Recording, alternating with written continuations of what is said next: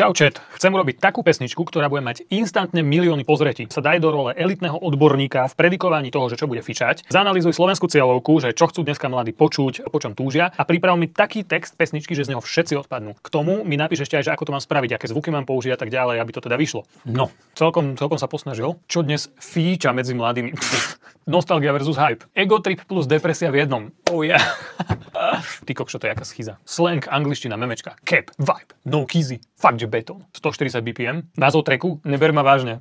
Yes! Text pesničky. Neber ma vážne, robím len vibe. Život je joke, ja som jeho hype. Do sveta, kde nie sú faktúry, iba tie storky a satúry. Teraz neviem, či som starý, alebo fakt neviem, čo sú satúry. Autotune na max, ale nech to má emóciu. Kámo, radi ChatGPT. Dobre, neviem, tak asi to idem vyskúšať. Prečo nie? Neber ma vážne, kámo. Tvoja ex mi píše, že som jej typ, ale ja chcem len chill a jeden trip. Ja toto nedám. Dobre.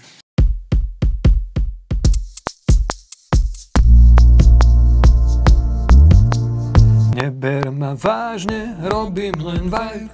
Život je joke, ja som jeho hype. Tvoja ex píše, že som jej typ, ale ja chcem len chill a jeden trip.